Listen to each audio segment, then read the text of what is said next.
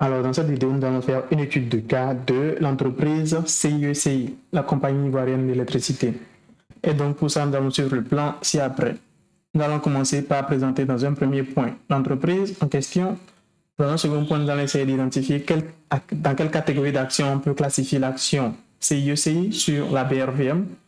Nous allons essayer d'évaluer le ratio dividend yield pour cette entreprise-là ou pour cette action.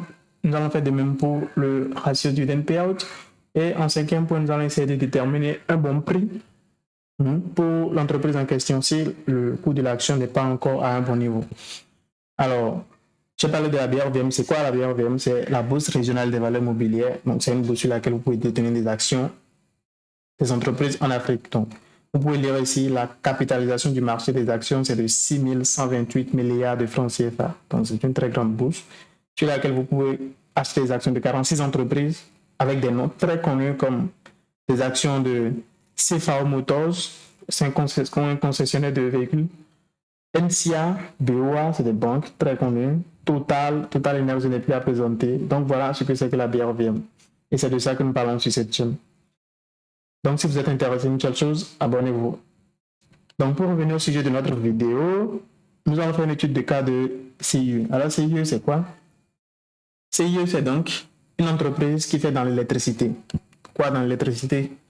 De la production jusqu'à la commercialisation de l'électricité. Donc, la production, le transport, l'exportation, l'importation, la distribution et enfin la commercialisation de l'électricité.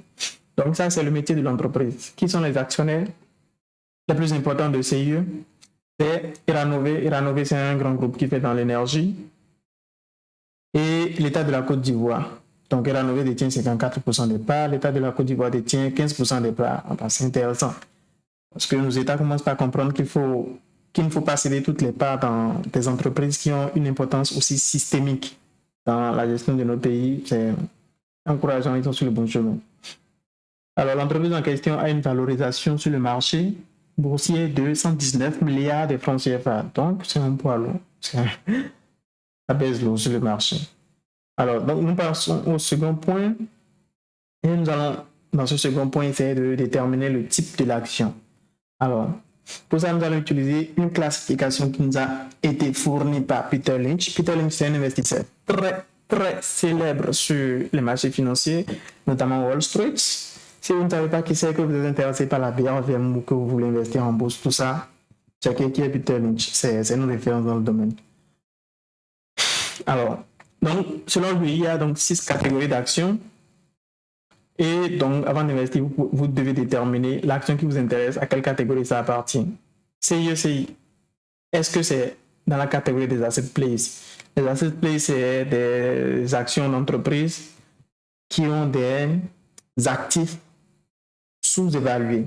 Donc, qui ont par exemple une entreprise qui, par exemple, a beaucoup de biens immobiliers, des terrains, et qui, donc, dans les états financiers, sont reportés aux valeurs comptables. Donc, c'est la manière de faire. Donc, on va mettre la valeur comptable du terrain sur le papier. Alors que nous savons dans la réalité que un terrain que vous avez acheté il y a 40 ans, ça n'a pas la même valeur aujourd'hui. Ça a une valeur multipliée exponentiellement. On est d'accord? Ou bien, si ce n'est pas des biens immobiliers, c'est peut-être des parts dans d'autres entreprises donc, qui sont aussi sous-évaluées. Est-ce que c'est ce genre d'entreprise-là qui a des biens immobiliers ou bien des actifs comme ça? Non. Donc, CIECI n'est pas dans la catégorie des asset plays. Est-ce que CIECI est un turnaround? Un turnaround, c'est une entreprise déjà en difficulté et donc, ce que nous espérons, c'est une situation spéciale qui va se produire dans la vie de cette entreprise-là et qui va permettre donc de redresser cette entreprise, de la mettre sur une voie complètement différente, une voie vraiment meilleure, prospère. Donc, est-ce que CIECI est dans cette catégorie-là? Non. Est-ce que l'État a dit qu'il y aurait un allègement fiscal pour CIECI? Non. Est-ce que la concurrence est en train de diminuer dans le domaine? Non. Donc, non. CIECI n'est pas un turnaround. Est-ce que CIECI est un cyclical? Un cyclical, c'est donc quoi? Une entreprise qui a une activité, comment on va dire, saisonnière. Alors, je prends par exemple le cas de quoi? Palm CI, c'est un cyclical. Ça veut dire quoi?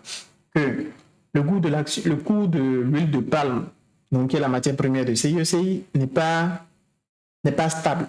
Le coût va tantôt monter, tantôt descendre sur la bourse mondiale. la bourse mondiale où, enfin, il y a une bourse où sont cotés ce qu'on appelle les raw materials, les matières premières. Donc, chaque matière première a son prix et a des variations cycliques. Vous voyez? Donc, le fait que le coût de l'huile de palme va monter, tantôt descendre, ça va aussi booster tantôt le chiffre d'affaires de l'entreprise ou bien tantôt diminuer le chiffre d'affaires de l'entreprise et donc impacter de cette sorte ses résultats. Donc, est-ce que CIECI est ce genre d'entreprise-là? Est-ce que le coût de l'énergie, tantôt, pendant plusieurs années, ça va monter, pendant plusieurs années, ça va descendre? Non, CIECI n'est pas un cyclical. CIECI, est-ce que c'est un slow grower, une entreprise qui n'est pas du tout en train de croître, le chiffre d'affaires ne croît pas, le résultat ne croît pas? Non. Vous pouvez voir ici, ça c'est le chiffre d'affaires de l'entreprise. Même avec juste le graphe, vous voyez déjà que c'est en train de croître légèrement. Le résultat, ça a cru, boum, là, et puis un événement malencontreux s'est produit. Donc, il y a quand même une croissance. Donc, ce n'est pas un slow grower. Est-ce que c'est un fast grower, une entreprise avec une croissance ultra rapide? Donc, le chiffre d'affaires, vous pouvez le voir, c'est passé de 593 pour finir à 722. En 4 ans, ce n'est pas extraordinaire. C'est presque 600 pour passer à 722. Donc, non, ce n'est pas extraordinaire non plus. Donc, ce n'est pas un fast grower. Il ne nous reste qu'une seule catégorie. Et c'est la seule catégorie d'ailleurs qui peut supporter CIECI, c'est la catégorie des stalwarts.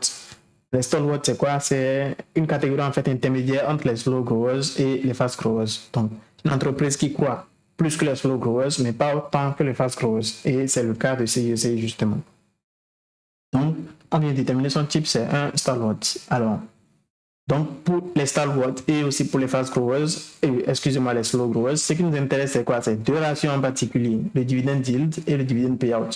Parce que sur ces actions-là, ce qui nous intéresse, ce n'est pas vraiment les plus-values sur ces actions-là, parce que ce n'est pas des actions qui croissent beaucoup, ce n'est pas les plus-values sur le coût de l'action, mais ce qu'on espère sur ces actions-là, c'est quoi? C'est les retours sur investissement en forme de dividendes, les dividendes qu'on va nous payer. Donc, nous allons commencer donc par évaluer le dividend yield de CIECI. Le dividend yield, donc c'est quoi? C'est, voilà la formule, c'est le dividende par action, dividende per share on the share price. Donc, le dividende par action divisé par le cours de l'action. Alors, je viens là. Le dividende par action en 2021, au dernier exercice, c'était de 153. Et le coût de l'action, c'était de 2135. Nous allons l'évaluer. 153 divisé par 2135 et il est de 7%. 7,17% pour être précis. Donc, un dividende yield de 7,17%. Est-ce que c'est bon? Est-ce que ce n'est pas bon? Comment je sais? Je le compare tout simplement au rendement d'une obligation. Alors, une obligation, ça peut me rapporter entre 5,5% sur le marché des obligations à la BRVM et 7,5%. Donc, je dirais que je suis sensiblement j'ai sensiblement le même retour sur investissement que des obligations. Je viens donc au niveau du quatrième point et là, j'essaie d'évaluer le ratio dividend payout.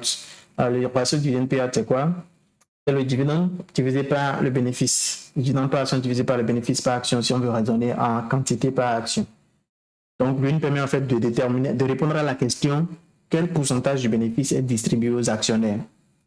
Donc, je viens ici et je vois le dividende de 2021, c'est de 153 et le résultat, donc, il est là.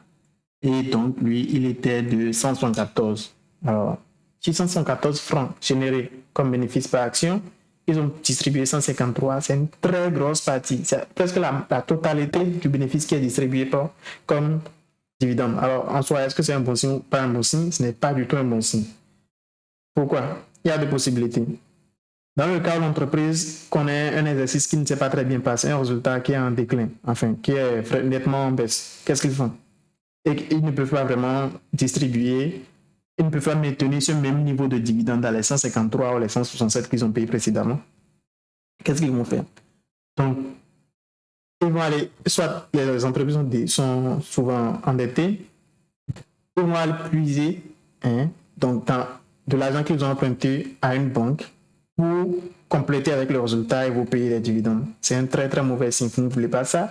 Ou bien qu'est-ce qu'ils vont faire? Ils vont puiser dans leur report à nouveau. Parce que les entreprises ont ce qu'on appelle, sur plusieurs années, ils ont fait plusieurs bénéfices. Donc ces bénéfices, à chaque fois, ils ne distribuent pas tout. Il y a une partie qui est reportée dans l'entreprise, donc qui n'est pas distribuée aux actionnaires, qui est conservée, qui est retenue.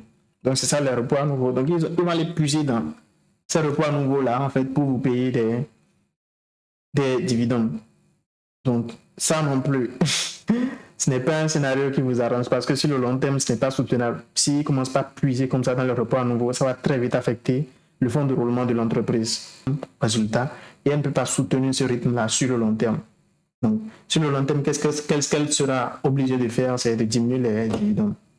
Et vous ne voulez pas ça non plus. Donc, 3 alternatives. Utilisez l'argent de la banque pour vous payer des dividendes. C'est pas soutenable sur le long terme. Vous ne voulez pas ça. Utilisez des repos à nouveau. Ça va essouffler le fonds de roulement de l'entreprise. Vous ne voulez pas ça. Ou bien, quoi? Diminuer les dividendes. Mais alors, ça, c'est la pire des alternatives. Vous ne voulez pas du tout ça. Parce que c'est la seule source de retour sur investissement que vous espérez avec les stalwarts, ce type d'action-là. Donc voilà, nous sommes à la fin de cette étude. Si vous avez aimé, une seule chose à faire, abonnez-vous.